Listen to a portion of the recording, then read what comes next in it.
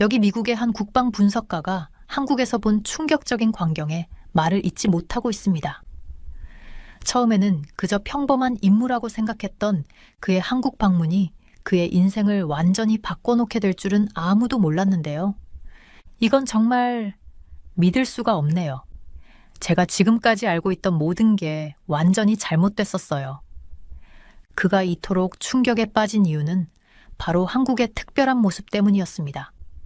세계 최강대국 미국의 국방부 분석가조차 이해하지 못했던 한국만의 독특한 힘, 도대체 그가 무엇을 발견한 걸까요? 특히 그를 가장 놀라게 한 것은 평택의 어느 기지에서 목격한 충격적인 장면이었다고 하는데요. 워싱턴의 고위 관료들도 이 이야기를 듣고 즉각 대책회의를 소집했다고 합니다. 더구나 그가 본 한국의 특별한 모습은 중국과 일본, 심지어 북한에게도 큰 충격을 주고 있다고 하네요. 도대체 그가 발견한 한국의 비밀은 무엇이었을까요? 지금부터 그 놀라운 이야기를 함께 들어보시죠. 비행기가 인천국제공항에 착륙하려고 내려가는 동안 저는 창문에 얼굴을 바짝 붙이고 밖을 내다봤어요. 저녁 하늘이 보라색과 주황색으로 서울을 물들이고 있었고 땅 위에는 수천 개의 불빛이 마치 땅에 떨어진 별들처럼 반짝이고 있었어요. 가슴이 두근거릴 만큼 설렜어요. 제가 한국에 오는 건 이번이 처음이었거든요. 승객 여러분, 저희는 이제 곧 서울에 도착합니다. 비행기 승무원이 영어와 한국어로 안내 방송을 했어요. 현지 시간은 오후 6시 45분입니다. 저는 페닉스 레이븐크로프트 피닉스 레이븐스크로프트이라고 해요. 32살에 미국 정부의 국방 분석가가 될 줄은 정말 꿈에도 몰랐어요. 오리건주 포틀랜드에서 자랄 때만 해도 저는 그냥 다른 문화를 읽고 배우는 걸 좋아하고 전략 게임을 즐기던 평범한 아이였거든요. 그런데 지금은 아시아에서 가장 중요한 도시 중 한 곳에 가서 각 나라들이 자신을 어떻게 지키는지를 연구하게 됐어요. 비행기가 활주로에 닿을 때 저는 이번에 맡은 중요한 임무에 대해 생각했어요. 제가 해야 할 일은 미국의 최근 외교 정책 변화가 한국에 어떤 영향을 미치고 있는지 파악하는 거였어요. 지난 몇 년 동안 특히 트럼프 행정부에서 미국의 대외 정책은 예상치 못한 변화들로 가득했거든요. 제 역할은 그 변화가 미국과 한국 양쪽에 어떤 의미를 갖는지 알아내는 거였어요. 공항은 정말 크고 깨끗했어요. 무빙워크를 따라가다 보니 디자이너 가방부터 전통적인 한국 간식까지 파는 가게들이 줄지어 있었어요. 한국어, 영어, 중국어로 된 표지판들이 짐 찾는 곳까지 가는 길을 알려줬어요. 모든 게 얼마나 효율적으로 이루어지고 있는지 보면서 감탄이 나왔어요. 한국 특유의 체계적인 모습과 현대 기술이 완벽하게 조화를 이루고 있었어요. 한국에 오신 걸 환영합니다. 친절한 이민국 직원이 제 여권에 도장을 찍으면서 웃으며 말했어요. 그 미소 덕분에 처음 와보는 낯선 나라에 대한 긴장감이 조금 누그러졌어요. 공항에서 버스를 타고 가는 동안 서울을 처음 제대로 볼 수 있었어요. 한강이 도시를 은빛 리본처럼 가로지르고 있었고 우아한 다리들이 강 위를 연결하고 있었어요. 강 양쪽으로는 현대적이고 세련된 건물들부터 역사책에서 봤던 것 같은 전통적인 곡선 지붕을 가진 건물들까지 하늘을 향해 솟아 있었어요. 인상적이지 않나요? 주한 대사관에서 저를 마중 나온 동료인 사라첸이 물었어요. 여기 오래된 것과 새로운 것들이 섞여 있는 모습은 정말 대단해요. 그 말이 딱 맞았어요. 서울 중심으로 들어갈수록 유리와 강철로 된 고층 빌딩 옆에 당당히 서 있는 고궁의 성벽이 보였어요. 거리 풍경도 정말 매력적이었어요. 정장을 입은 직장인들이 떡볶이를 파는 노점상을 지나 빠르게 걸어가고 10대들은 수백 년 된 문 앞에서 셀카를 찍고 있었어요. 제가 임시로 지낼 집은 외국 외교관들이 많이 사는 용산구에 있는 아파트였어요. 15층 창문에서 남산에 있는 엔서울타워가 보였는데 꼭대기 불빛이 등대처럼 건물들 사이를 비추고 있었어요. 첫날 저녁 저는 동네를 한 바퀴 걸어보기로 했어요. 거리는 생기로 가득 차 있었어요. 식당들마다 사람들이 모여 식사를 나누고 있었고, 편의점들은 밝은 불빛으로 환하게 빛나고 있었어요. 그리고 거리 곳곳에서는 고기 굽는 냄새와 김치 향이 풍겨왔어요. 고등학생 몇 명이 붕어빵을 나눠 먹으면서 깔깔대고 웃는 모습도 보였어요. 하지만 이런 평화로운 분위기 속에서도 제가 왜 여기 있는지는 잊을 수 없었어요. 휴대전화로 군사훈련과 외교회담에 대한 뉴스 알림이 계속 울렸어요. 제 어깨 위에 책임감의 무게가 느껴졌어요. 한국은 상당히 큰 안보 도전을 마주하고 있는 나라였거든요. 북쪽에는 핵무기를 가진 북한이 있고 서쪽에는 점점 강대국이 되어가는 중국이 있었어요. 그리고 지난 70년 동안 아시아에서 중요한 역할을 해온 미국이 앞으로도 여전히 그렇게 할지에 대한 의문도 있었죠. 아파트로 돌아오는 길에 작은 공원에서 태극권을 연습하는 할아버지를 봤어요. 그는 동작 하나하나를 천천히 신중하게 움직이면서 균형을 잡고 있었어요.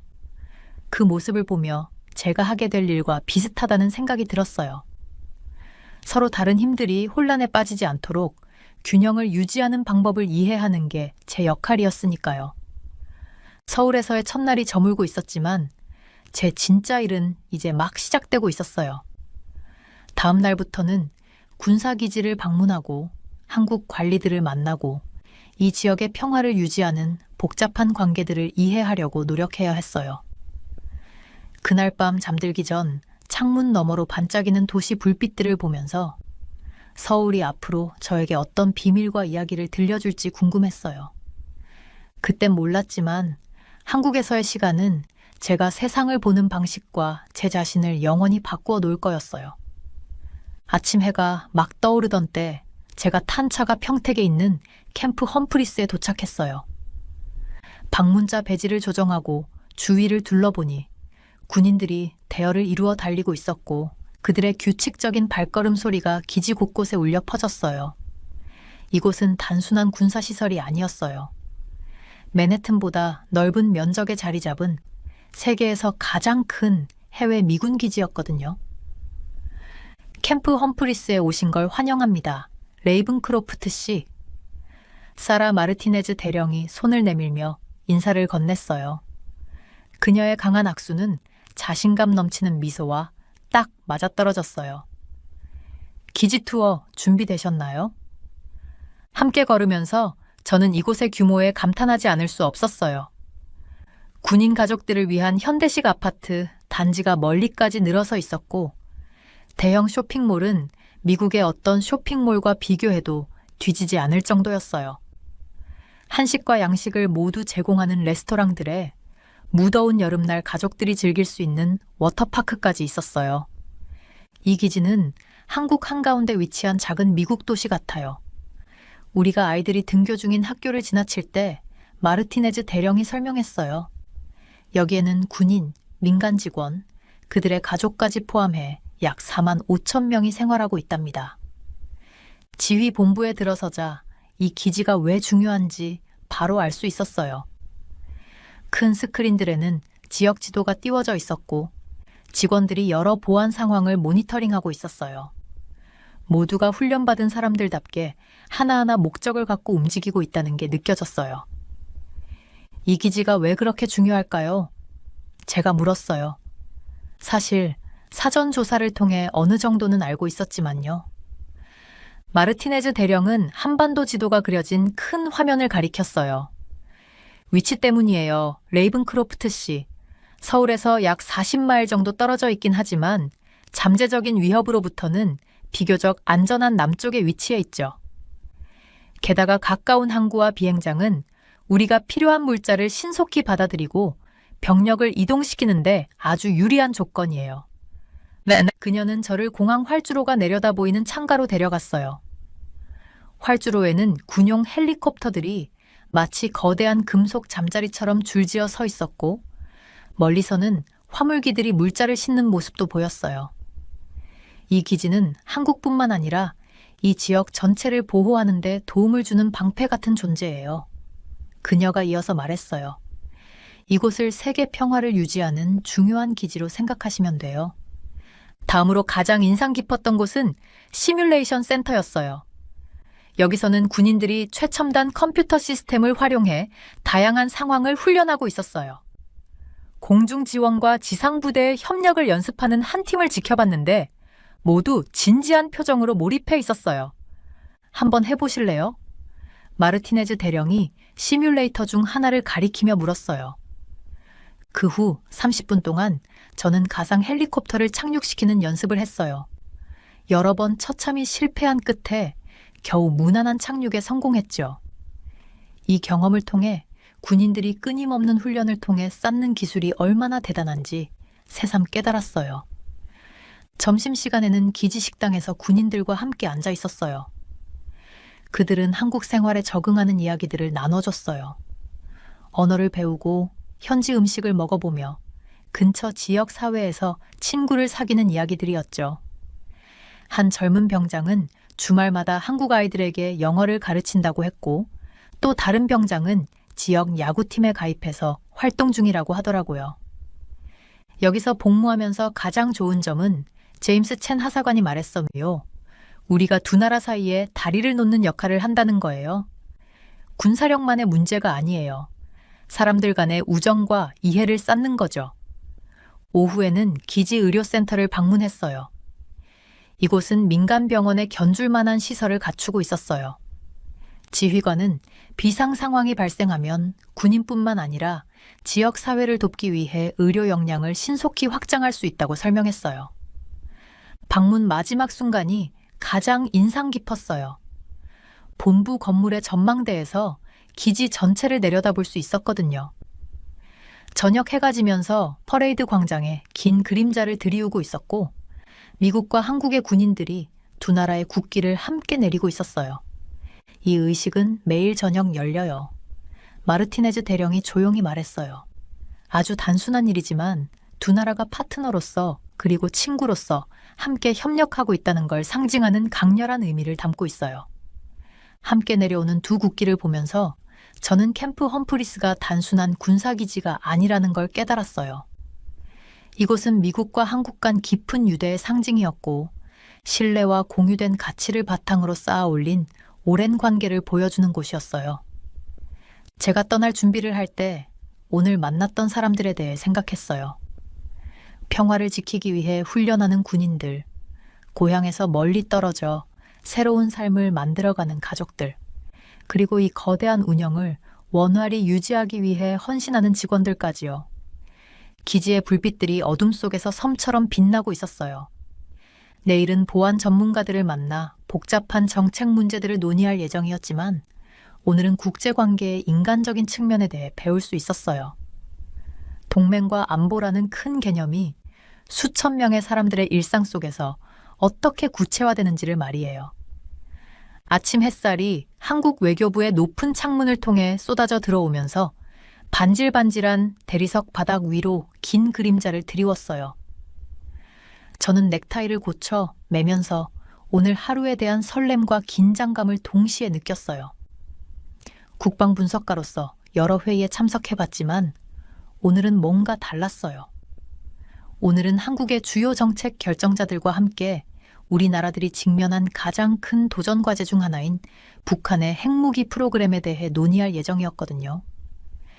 레이븐크로프트 씨, 환영합니다.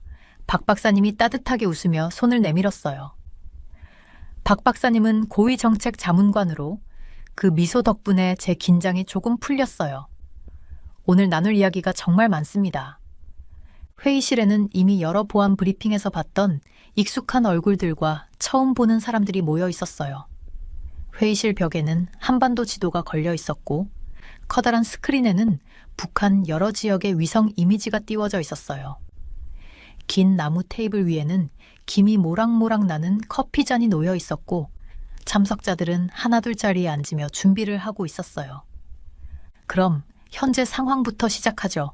박 박사님이 프레젠테이션을 넘기며 말했어요. 아시다시피 북한이 핵무기를 포기하도록 설득하려는 우리의 노력은 아직 성공하지 못했습니다. 저는 수많은 협상이 실패했다는 뉴스 헤드라인들이 떠올라 고개를 끄덕였어요. 트럼프 행정부는 북한의 핵 프로그램에 대해 강경한 입장을 취했는데 그로 인해 기존의 협상 방식이 크게 달라졌거든요. 어떤 날은 마치 줄타기를 하는 기분이었어요. 강경하게 나가면서도 갈등을 피하려 애쓰는 상황이었으니까요.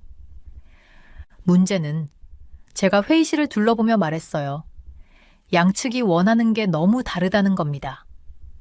북한은 핵무기를 자신들의 보호막으로 보고 있고 우리는 그것을 평화를 위협하는 요소로 보고 있죠. 마치 서로 다른 언어를 사용하는 두 사람이 대화하려고 애쓰는 것과 같아요. 서로를 더 잘 이해할 수 있는 방법을 찾아야 합니다. 젊은 분석가 중 한 분이 손을 들었어요. 그런데 제재는요? 제재가 북한이 핵무기를 포기하도록 압박하는 역할을 하지 않나요? 저는 태블릿을 꺼내 경제 데이터를 보여주며 설명했어요. 좋은 질문이에요. 제재는 마치 아이를 타임아웃 시키는 것과 비슷해요. 더 나은 행동을 하도록 유도하는 거죠. 그런데 북한은 이런 제재를 피해갈 방법을 많이 찾아냈어요. 마치 학생이 수업 시간에 쪽지를 몰래 전달하는 방법을 알아내는 것처럼요. 제 비유에 회의실 곳곳에서 조용한 웃음소리가 흘러나왔어요. 이렇게 심각한 논의에서도 때로는 간단한 비유가 상황을 더 잘 이해하게 도와주더라고요. 오전 내내 우리는 외교 채널, 즉 북한과 소통할 수 있는 다양한 방법에 대해 논의했어요. 정부 간 공식 회담부터 중립국가를 통한 비공식 대화, 심지어는 체육대회 같은 스포츠 이벤트까지 포함해서요. 각각의 채널은 평화와 안정이라는 같은 목적지로 이어질 수 있는 서로 다른 경로 같았어요. 문제는 박 박사님이 지적했어요. 북한이 이런 외교 채널을 열려고 할 때조차도 미사일을 시험 발사하거나 위협을 계속한다는 점이에요. 저는 이 복잡한 상황을 어떻게 설명할지 잠시 고민했어요. 친구를 사귀려고 하는데 상대가 겁을 먹거나 믿지 못해서 자꾸 밀어내는 상황을 상상해 보세요. 강제로 친구가 될 수는 없지만 그렇다고 위험한 행동을 할 때 무시할 수도 없죠. 지금 우리가 겪고 있는 상황이 딱 그런 거예요. 오후가 되면서 우리는 다양한 시나리오와 가능한 대응 방안들을 정리했어요. 북한이 핵 프로그램 동결에 동의한다면, 아니면 북한이 먼저 주한미군 철수를 요구한다면, 각각의 가능성은 우리 두 나라뿐만 아니라 전체 지역에 어떤 영향을 미칠지 신중히 고려해야 했어요. 가끔은 제가 조심스럽게 말했어요. 이 상황이 보통 사람들에게 어떻게 영향을 미칠지 생각하게 돼요. 우리가 이렇게 방 안에서 정책을 논의하는 동안 국경 양쪽에는 그냥 평화롭게 살고 싶어하는 가족들이 있다는 점을 잊으면 안 된다고 생각해요. 박 박사님은 깊이 생각하는 듯 고개를 끄덕였어요. 그게 바로 우리가 하는 일이 중요한 이유예요. 레이븐크로프트 씨. 평화로운 해결책으로 한 걸음씩 나아가는 일이 모든 걸 좌우하니까요. 하루가 끝날 무렵 제 노트는 새로운 아이디어와 관점들로 가득 찼어요. 물론 모든 문제를 해결한 건 아니었지만 이런 일들은 시간과 인내가 필요하니까요. 그래도 앞으로 나아갈 방법을 이해하는 데는 진전을 이뤘다고 느꼈어요. 자료들을 정리하던 중 박 박사님이 마지막으로 저에게 다가오셨어요. 레이븐크로프트 씨, 외교는 다리 건설과 같아요. 시간이 걸리고 세심한 계획과 좋은 재료가 필요하죠. 하지만 무엇보다 중요한 건 다리가 완성되었을 때 그 위를 기꺼이 걸어갈 사람들이 있다는 거예요. 저는 창밖으로 눈길을 돌렸어요. 이제는 석양에 물든 서울의 스카이라인이 눈앞에 펼쳐져 있었어요. 모든 도전에도 불구하고 양쪽 모두 평화로운 해결책을 찾기 위해 열심히 노력하고 있다는 사실에 희망을 느꼈어요. 어쩌면 그게 진정한 외교일지도 모르겠어요. 단지 공식적인 회의와 문서가 아니라 함께 길을 찾아낼 수 있다는 끈질긴 믿음 말이에요. 저는 국방부 임시사무실에 앉아 있다가 처음 그 소식을 접했어요. 커피잔을 입으로 가져가던 중 노트북 화면에 뜬 헤드라인을 보고 멈췄습니다. 미국, 한국에서 주요 군사 철수 검토. 이 문구를 보는 순간 등골이 서늘해졌고 곧바로 세 군데의 다른 뉴스 사이트를 열어 정보를 확인했어요. 곧바로 휴대전화가 울리기 시작했어요. 한국 동료들이랑 분석가들한테서 메시지가 쏟아져 들어왔죠. 다들 같은 질문을 던지더라고요. 진짜 그런 거예요? 그 메시지들 속의 불확실함은 서울 방위 커뮤니티 전반에 퍼지고 있는 충격을 그대로 보여줬어요. 창문 너머로 바쁜 거리 풍경을 내려다봤습니다. 학생들은 가방을 메고 다니고, 회사원들은 점심 약속을 위해 서두르고, 노부부들은 오후 산책을 즐기고 있었어요. 아직 아무도 이 소식이 자기들 미래를 어떻게 바꿀지 모르고 있는 것 같았죠. 페닉스 회의실로 좀 와주세요. 한국인 동료인 박 국장이 문가에서 부르더라고요. 평소 차분하던 얼굴에 걱정이 묻어 있었어요. 저는 노트를 챙겨 들고 그를 따라 복도를 지나갔습니다. 고위 군 관계자들이 이미 회의실에 모여 있더라고요. 회의실 분위기는 긴장감으로 가득했어요. 한쪽 벽에는 한반도 지도들이 걸려 있었고, 스크린에는 실시간 군사 준비 태세 데이터가 떠 있었습니다. 이 방에 와본 적이 여러 번 있었지만 오늘은 사뭇 달랐어요. 평소의 조용한 대화는 다급한 속삭임과 걱정 어린 눈빛들로 바뀌어 있었죠. 미군이 여기서 군사력을 줄이면 박 국장이 지도 쪽을 가리키며 말문을 열었어요. 방위 전략을 완전히 새로 짜야 할 겁니다. 그러면서 손가락으로 서울 주변을 동그라미로 그리더라고요. 우리 수도가 북한 국경에서 겨우 35마일밖에 떨어지지 않았습니다. 미국인들이 출퇴근길에 운전하는 거리보다도 가까워요. 이 상황이 주는 파급력은 어마어마했어요. 몇십 년 동안 한국은 미국의 군사적 지원, 특히 해구산에 의존해 한반도의 평화를 유지해왔잖아요. 이 해구산이란 게 눈에 보이거나 손으로 만질 수 있는 건 아니지만 하나의 약속 같은 거였어요. 만약 북한이 핵무기로 한국을 공격하면 미국이 동맹국을 보호하기 위해 대응하겠다는 그런 약속이요. 그런데 이제 미군 철수 이야기가 나오면서 한국은 어려운 선택들 앞에 놓이게 된 거예요. 군 지휘관들이 옵션들을 두고 논의하는 모습을 지켜봤어요. 한국이 자체 핵무기를 개발해야 할까요? 그동안 누구도 쉽게 꺼내지 못했던 아주 심각한 질문이었어요. 핵무기를 만드는 건 간단한 문제가 아니에요. 제가 그룹에 설명했어요. 그건 기술만의 문제가 아닙니다. 모든 게 달라질 겁니다. 다른 나라들과의 관계, 경제, 국제사회에서의 위상까지요. 그러면서 이웃 나라들이 핵무기를 개발했을 때 다른 나라들이 어떤 반응을 보였는지 보여주는 프레젠테이션을 띄웠어요.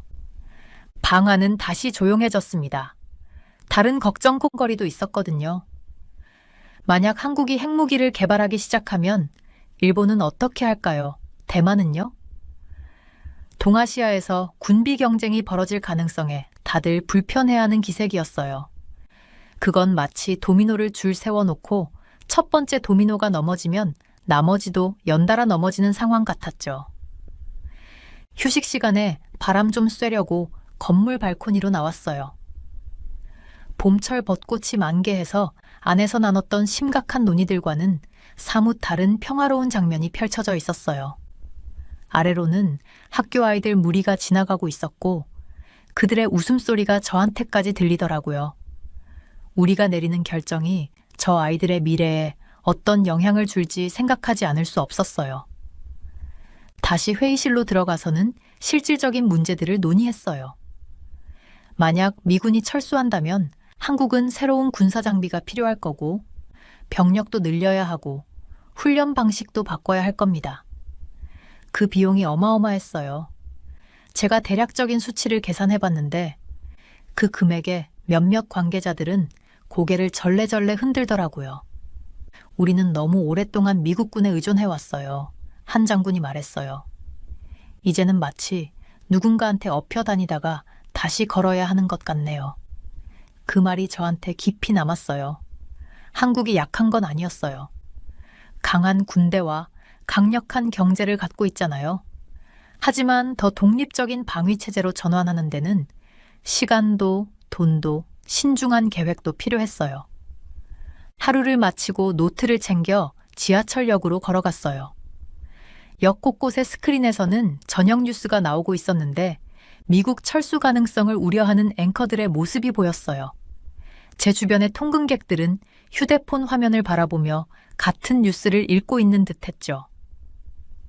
그날 밤 좀처럼 잠이 오질 않더라고요. 제 아파트 창문 너머로는 서울의 불빛들이 지평선 끝까지 이어져 있었어요.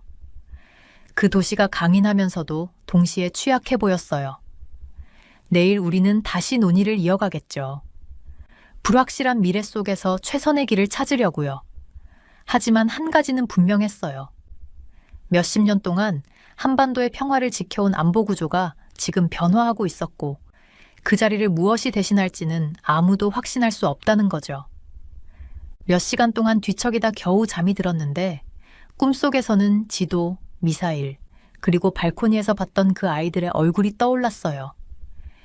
그들의 미래 안보는 앞으로 몇 달 동안 우리가 내릴 결정에 달려 있을 테니까요. 저는 서울 사무실 창가에 서서 멀리 항구를 천천히 지나가는 화물선들을 보고 있었어요. 저 배들은 그냥 평범한 무역선이 아니었어요. 동아시아에서의 힘과 영향력을 보여주는 더 큰 이야기를 담고 있었거든요. 망원경으로 자세히 보니까 많은 배들 옆면에 중국어가 쓰여 있는 게 보였어요. 10년 전만 해도 이렇게 많은 중국 배들이 한국 항구에 드나드는 걸 보긴 어려웠을 거예요. 페닉스, 이거 좀 봐야 돼요. 한국계 미국인 동료 사라가 저를 불렀어요. 그녀는 중국이 최근 황해에서 벌인 군사훈련에 대한 보고서를 건네줬어요.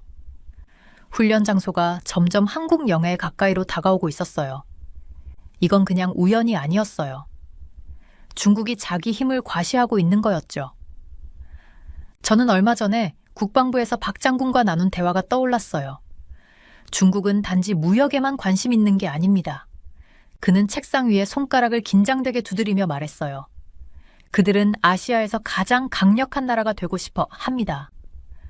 돈과 군사력을 이용해 그걸 이루려 하고 있어요. 그 말에 숫자들도 그럴듯하게 보였어요.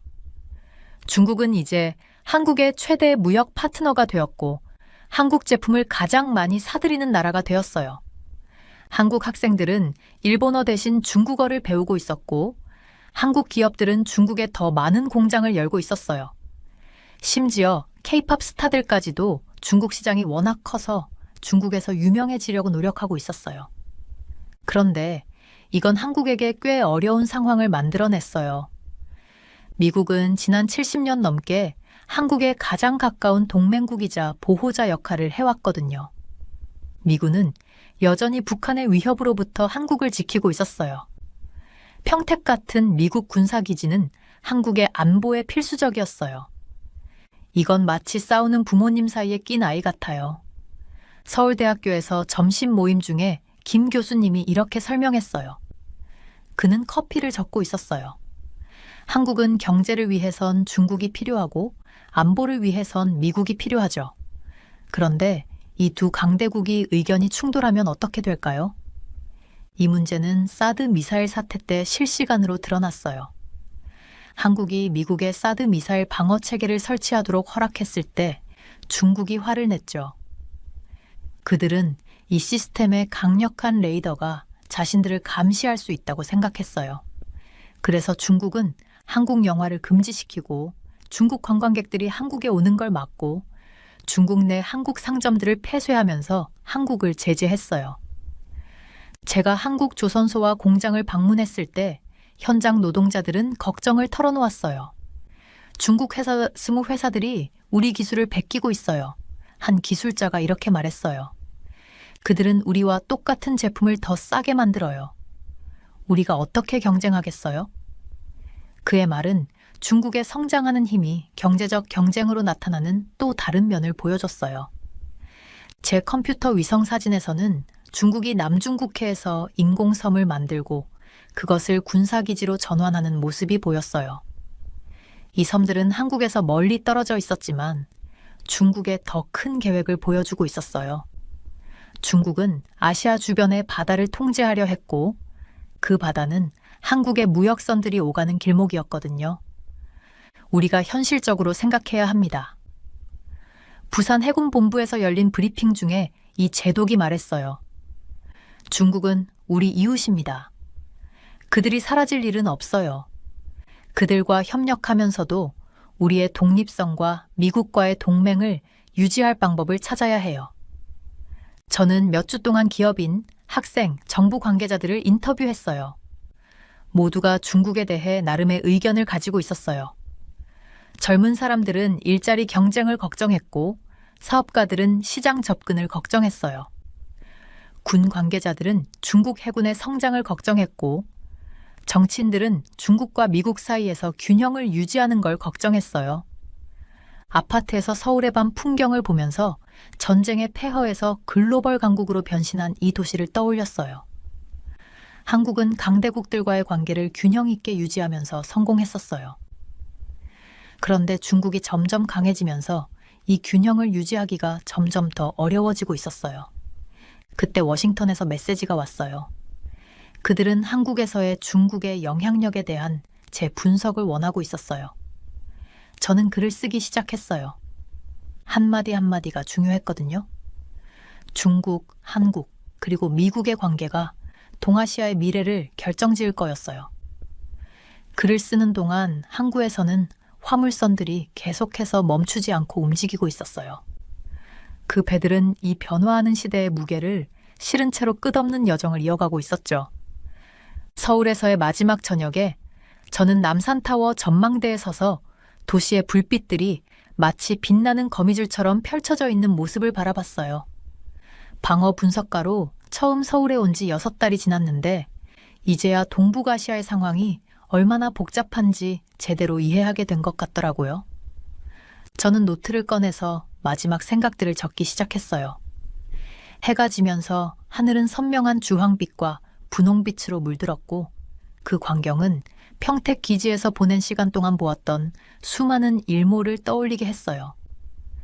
그 기지는 단순히 군사시설 이상의 의미를 가지고 있었죠. 거대한 활주로와 최첨단 시설을 갖춘 그곳은 미국과 한국 간의 강한 우정을 상징하는 장소였어요. 그때 제 전화가 진동하며 뉴스 알림이 왔는데 북한에서 또 미사일 실험을 했다는 소식이었어요. 저는 한숨을 쉬며 이런 실험들이 사람들을 얼마나 긴장하게 만드는지 다시금 생각했죠. 그날 아침 한국의 존경받는 안보 전문가인 김 박사님과 나눴던 대화가 떠올랐어요. 페닉스 씨, 박사님은 사무실 의자에 기대며 진지하게 말씀하셨어요. 우리나라는 지금 갈림길에 서 있습니다. 우리는 수십 년 동안 미국의 보호에 의존해왔지만 이제 상황이 변하고 있어요. 일부 지도자들은 우리도 독자적인 핵무기를 개발해야 하는지 고민하고 있습니다. 저는 신중히 대답했던 기억이 나요. 그건 정말로 큰 결정이고 이 지역 모두에게 중대한 영향을 미칠 겁니다. 지금 도시를 내려다보면서 왜 한국이 독자적인 핵무기를 원할 수도 있는지 이해할 수 있었어요. 중국은 날이 갈수록 강해지고 더 과감해지고 있었거든요. 지난주에도 중국 군함들이 한국 해역에 더 가까운 곳에서 훈련을 했다는 소식이 있었어요. 그 움직임은 중국이 동아시아에서 가장 강력한 국가가 되기 위해 힘을 과시하는 모습이었죠. 제가 연구한 바에 따르면 만약 한국이 핵무기를 개발하기로 결정한다면 이 지역의 모든 것이 바뀔 거예요. 일본도 뒤따를 가능성이 있고 중국은 당연히 반발할 거고요. 북한은 아마도 더 많은 미사일 실험으로 대응하겠죠. 그건 마치 연못에 돌을 던지는 것처럼 그 파장은 모든 사람에게 영향을 미칠 거예요. 하지만 다른 선택지도 있었어요. 몇 달 동안 저는 군사사령관들, 정부 관계자들, 그리고 싱크탱크 전문가들과 한국을 안전하게 지킬 방법에 대해 이야기를 나눴어요.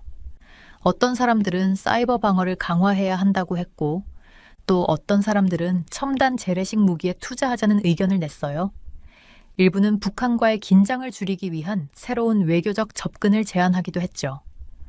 전망대를 한 바퀴 걸으면서 멀리 인천공항에서 이륙하는 비행기들을 봤어요. 그 비행기들은 이곳에 주둔하고 있는 수천 명의 미군들을 떠올리게 했어요. 한국을 방어하기 위해 항상 대기 중인 그들 덕분에 한미 동맹이 지금까지 좋은 시절과 힘든 시절을 함께 견뎌낼 수 있었던 거죠. 하지만 그 동맹도 지속적으로 세심한 관리와 관심이 필요했어요. 제 노트에는 관찰한 내용들이 점점 채워졌어요. 미국과 한국 간의 파트너십은 새로운 도전에 적응해야 한다. 중국의 부상은 이 지역 국가들의 안보 인식에 변화를 가져오고 있다. 북한의 핵무기 프로그램은 여전히 심각한 문제로 남아있다. 기술 발전은 새로운 방어와 공격 수단을 만들어내고 있다. 국가 간 경제적 유대가 전쟁 가능성을 낮추지만 경쟁을 더 복잡하게 만든다. 현장 학습 온 중학생들 한 무리가 지나가면서 한국어로 신나게 떠들고 있었어요. 그들의 선생님은 서울의 역사에 대해 설명하며 멀리 보이는 랜드마크들을 가리키고 계셨죠.